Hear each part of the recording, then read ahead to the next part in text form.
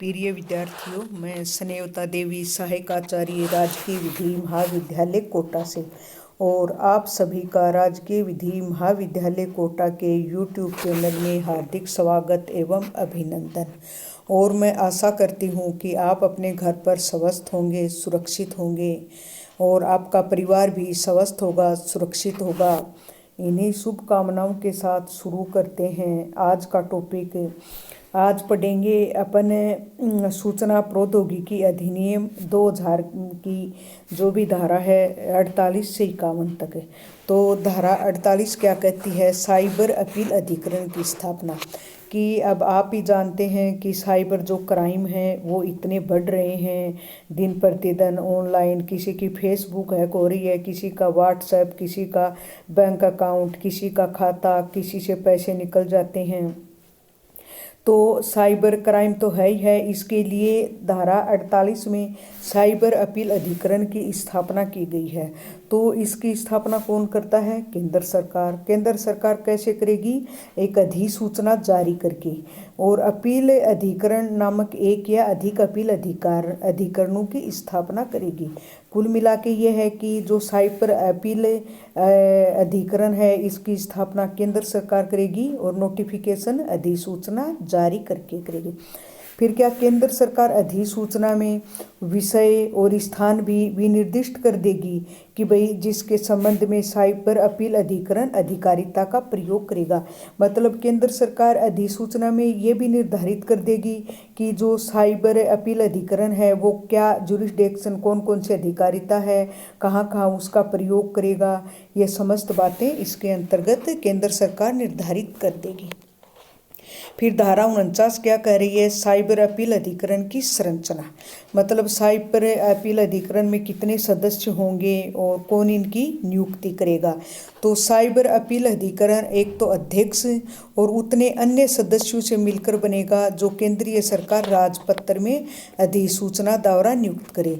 तो cyber appeal अधिकरण में एक तो अध्यक्ष होगा और इतने सदस्य जो कि केंद्र सरकार नोटिफिकेशन जारी करके उनकी नियुक्ति करे।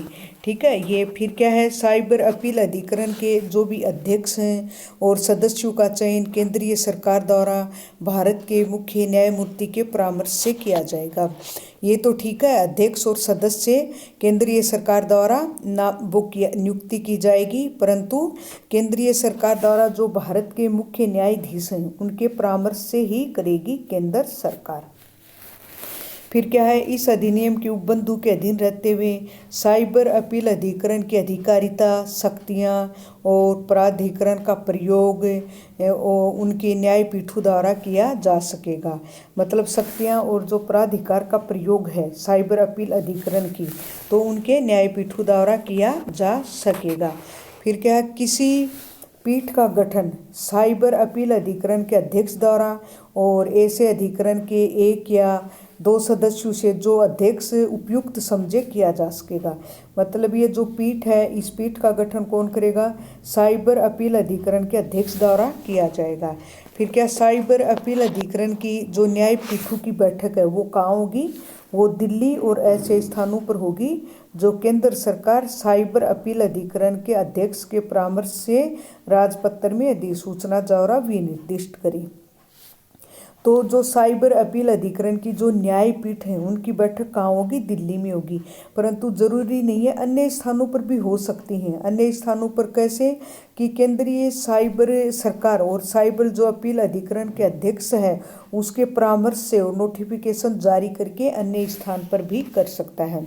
फिर क्या? केंद्रीय सरकार राजपत्र में अधिसूचना द्वारा उन क्षेत्रों को भी निर्दिष्ट करेगी कि जिनके संबंध में साइबर अपील अधिकरण की प्रत्येक न्यायपीठ अपनी अधिकारिता का प्रयोग कर सकेगी। ये क्या था? साइबर अपील अधिकरण का गठन और उसका अधिकारिता और उसका स्थान कहाँ सुनवाई होगी, कौन कौन से स्थानों पर होगी।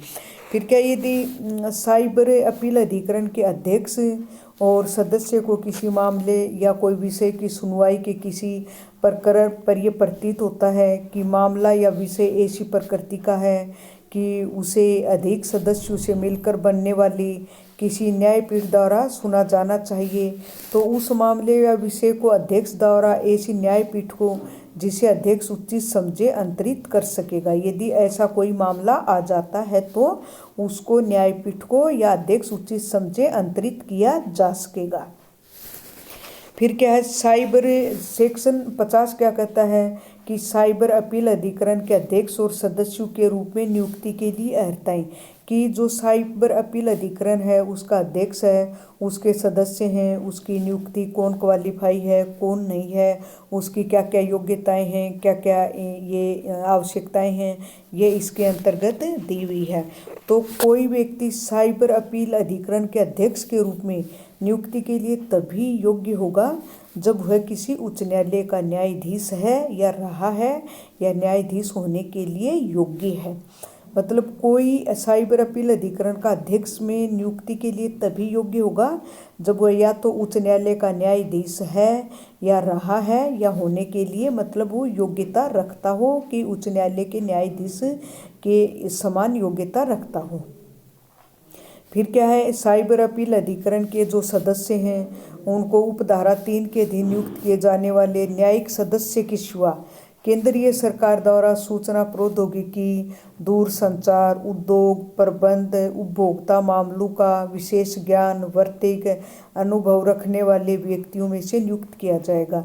वो तो है ही है, लेकिन इसके अंतर्गत अन्य भी योग्यताएं होंगी, इनकी अनुभव होगा, उनको जानकारी होगी। परंतु किसी व्यक्ति को सदस्य के रूप में तभी नियुक्त किया जाएगा जब वह केंद्र सरकार या किसी राज्य सरकार की सेवा में है या रहा है, या उसने भारत सरकार के अपर सचिव का पद या केंद्रीय सरकार या राज्य सरकार में कोई समतुल्य पद उनके समान, मतलब कोई पद 1 वर्ष से अन्यून की अवधि के लिए, अथवा भारत सरकार में संयुक्त सचिव का पद या केंद्रीय सरकार या राज्य सरकार में कोई समतुल्य पद 7 वर्ष से अन्यून की अवधि के लिए धारण किया है। फिर क्या है, अध्यक्ष और सदस्यों की पदावधि और सेवा की शर्तें आदि। तो क्या क्या है, देखो, साइबर अपील अधिकरण का जो अध्यक्ष है या सदस्य है उस तारीख से जिसको वह अपना पदभार ग्रहण करता है 5 वर्ष की अवधि के लिए या उसके 65 वर्ष की आयु प्राप्त करने तक इसमें जो भी पूर्वोत्तर हो पद धारण करेगा। मतलब इनका कार्यकाल कितना है, जिस दिन से अध्यक्ष हो या सदस्य उस दिन से जिस दिन पदभार ग्रहण करता है 5 वर्ष की अवधि या 65 वर्ष, जो भी पहले हो पद धारण करेगा। फिर क्या, साइबर अपील अधिकरण के अध्यक्ष या सदस्य के रूप में किसी व्यक्ति को नियुक्त करने से पूर्व केंद्रीय सरकार अपना समाधान करेगी कि उस व्यक्ति का कोई ऐसा वित्तीय या अन्य हित नहीं है जिससे ऐसे अध्यक्ष या सदस्य के रूप में उसके कार्यों पर प्रतिकूल प्रभाव पड़ने की संभावना है। जैसे कि साइबर अपील अधिकरण है, उसका कोई अध्यक्ष है, उसका कोई सदस्य है और उसकी नियुक्ति करती है मान लो कौन, केंद्र सरकार। तो उनकी नियुक्ति करने से पहले केंद्र सरकार को यह समाधान करना होगा, समाधान करेगी कि उस व्यक्ति का अपना समय का कोई वित्तीय या अन्य कोई हित नहीं है, क्योंकि यदि उसका कोई वित्तीय या उसका अन्य हित होता है तो उस पर सीधी सी बात है वो अपने स्वार्थ के लिए काम करेगा और जिससे जो भी अध्यक्ष और सदस्य के रूप में जो भी कार्य हैं उन पर प्रतिकूल प्रभाव पड़ने की संभावना है, क्योंकि वो उस कार्य को अपने कर्तव्य निष्ठा और बिना पक्षपात के वो उस कार्य को सही ढंग से संपन्न नहीं कर पाएंगे। फिर क्या है, केंद्रीय सरकार या राज्य सरकार के किसी अधिकारी को साइबर अपील अधिकरण के यथास्थिति अध्यक्ष या सदस्य के रूप में उसके चयन पर अध्यक्ष या सदस्य के रूप में पदभार ग्रहण करने से पूर्व सेवानिवृत्त होना होगा। ये क्या थी, ये जो आपका साइबर क्राइम है और उसके लिए जो भी है साइबर अपील अधिकरण की स्थापना कौन करेगा और इसमें कौन कितने सदस्य होंगे, इनकी क्या योग्यताएं होनी आवश्यक हैं और इनका क्या कार्यकाल होता है, ये समस्त बातें इस टॉपिक के अंतर्गत अपन ने देखी हैं।